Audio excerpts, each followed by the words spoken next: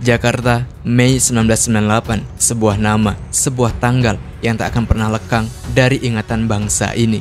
Bukan sekedar deretan peristiwa, ini adalah kisah tentang sebuah bangsa yang tercekik, tentang kemarahan yang membara, harapan yang diperjuangkan, dan luka yang belum sepenuhnya sembuh. Selama 32 tahun, Indonesia hidup di bawah bayang-bayang Orde Baru, sebuah era yang menjanjikan stabilitas dan pembangunan. Namun, di balik ilusi kemegahan itu, ada bara dalam sekam yang siap meledak. Mari kita telusuri tragedi ini dari akar masalah hingga dampaknya yang mendalam. Sebuah babak kelam yang mengubah arah sejarah Indonesia selamanya. Negeri ini dikuasai oleh fasis militer. Untuk memahami tragedi ini, kita harus kembali ke akarnya. Selama lebih dari 3 dekade, Presiden Soeharto memimpin Indonesia dengan tangan besi. Orde Baru dengan jargon stabilitas dan pembangunan berhasil menekan perbedaan pendapat dan mengendalikan segala lini kehidupan. Namun, di balik tirai kekuasaan, praktik korupsi, kolusi, dan nepotisme mengakar kuat, menciptakan kesenjangan sosial yang menganga. Puncak dari ketidakpuasan ini datang bersamaan dengan krisis moneter Asia 1997. Badai ekonomi ini menerjang Indonesia dengan kekuatan yang tak terduga. Bayangkan, nilai tukar rupiah anjlok drastis dari sekitaran 2.500 per dolar menjadi 15.000 hanya dalam hitungan bulan. Harga-harga kebutuhan pokok meroket tajam, pengangguran melonjak, dan daya beli masyarakat hancur lebur. Janji-janji kemakmuran Orde Baru mendadak runtuh, memperlihatkan kerapuan sistem yang selama ini diagungkan. Negeri ini dikuasai oleh fasis militer. Indonesia tidak berguna. Di tengah kekecewaan massal ini, muncullah gelombang demonstrasi mahasiswa. Mereka adalah garda terdepan yang berani menentang arus. Mereka tidak hanya menuntut perbaikan ekonomi, tetapi juga reformasi total di segala lini, seperti penegakan hukum, pemberantasan KKN, dan yang terpenting, penglengseran Presiden Soeharto. Suara mereka adalah gema dari hati nurani rakyat yang mendambakan perubahan. Momen-momen menjelang Mei 1998 adalah masa-masa penuh gejolak. Kampus-kampus di seluruh Indonesia menjadi pusat pergerakan. Mahasiswa dari berbagai kota mulai menyatukan suara, berdiskusi, merencanakan aksi, dan menyebarkan semangat reformasi. Mereka adalah generasi yang muak dengan status quo, yang berani mempertaruhkan masa depan demi perubahan. Aksi-aksi damai yang mereka lakukan seringkali berujung pada pembubaran paksa, penangkapan, bahkan hilangnya beberapa aktivis.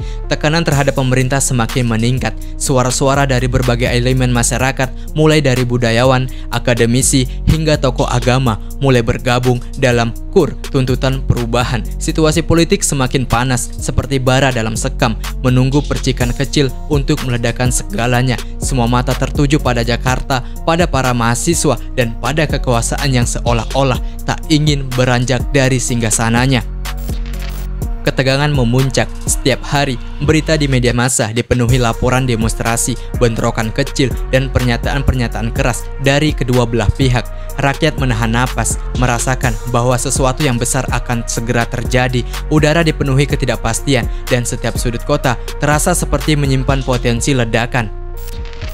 Dan percikan itu tiba. Pada 12 Mei 1998, ribuan mahasiswa melakukan long march damai dari Universitas Trisakti menuju gedung MPR DPR. Mereka hanya membawa semangat reformasi, tanpa senjata, tanpa niat kekerasan. Namun, di tengah aksi damai itu, tembakan tiba-tiba dilepaskan. 4 mahasiswa Trisakti, Elang Mulya Lesmana, Hafidin Royan, Hendriawan Zai, dan Heri Hartono jatuh bersimpah darah, gugur sebagai pahlawan reformasi. Kematian mereka ini adalah sebuah tamparan keras, sebuah pukulan telak bagi rasa keadilan. Darah yang tumpah di Trisakti bukan hanya membasahi aspal, tapi juga menyulut amarah yang sudah lama terpendam di dada jutaan rakyat. Ini adalah titik balik yang tak bisa dihindari.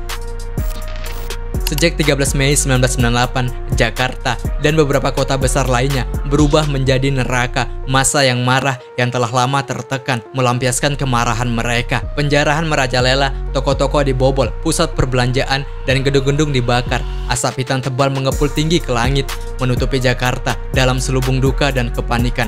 Kota metropolitan itu lumpuh, diselimuti ketakutan dan kehancuran. Namun, di balik kerusuhan yang terlihat sporadis, ada fakta yang lebih mengerikan dan terorganisir. Kekerasan sistematis terhadap etnis Tionghoa.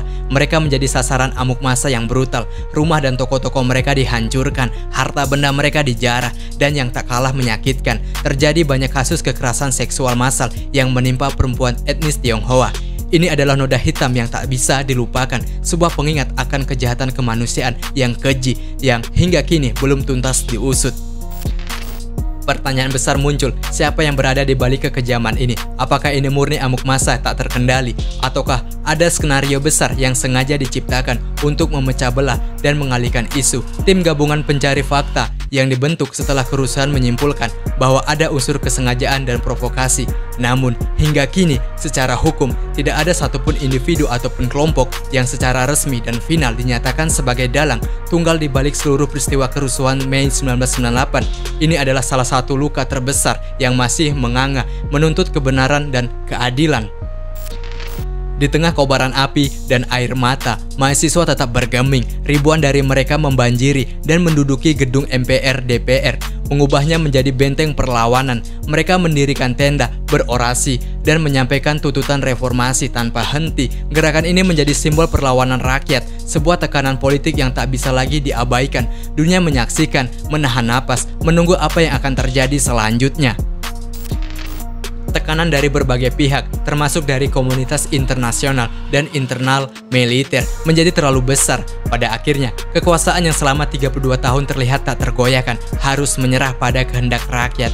Pada tanggal 21 Mei 1998, di hadapan juta pasang mata yang menyaksikan melalui televisi, Presiden Soeharto akhirnya menyatakan mundur dari jabatannya. Sebuah era berakhir dan seolah-olah beban berat yang selama 32 tahun membebani bangsa ini terangkat. Momen pengunduran diri Soeharto disambut dengan haru dan lega. Ada tangis kebahagiaan, ada sorak-sorai kemenangan karena sebuah babak baru telah dimulai. Pintu demokrasi yang selama ini terkunci rapat kini perlahan terbuka. Inilah awal mulai era reformasi, sebuah janji akan kebebasan, keadilan, dan masa depan yang lebih baik bagi Indonesia. Era reformasi memang telah dimulai, membawa angin perubahan dan kebebasan yang telah lama didamba. Namun, tragedi Mei 1998 menyiksakan luka yang amat dalam dan belum sepenuhnya sembuh. Banyak pertanyaan yang belum terjawab, banyak kebenaran yang masih gelap, terutama terkait dalam kekerasan sistematis dan kasus kekerasan seksual yang tak terungkap sepenuhnya. Hingga hari ini, keluarga dan penyintas masih menuntut keadilan, menuntut agar para pelaku pelanggar HAM berat diadili. Tragedi Mei 1998 adalah pengingat yang menyakitkan, namun esensial. Pengingat tentang betapa rapuhnya stabilitas tanpa keadilan, tentang bahaya pembungkaman suara rakyat, dan tentang harga yang harus dibayar ketika keserakahan dan kekuasaan menutupi nurani. Ini juga adalah bukti nyata dari kekuatan persatuan rakyat, keberanian mahasiswa, dan pentingnya memperjuangkan keadilan dan demokrasi.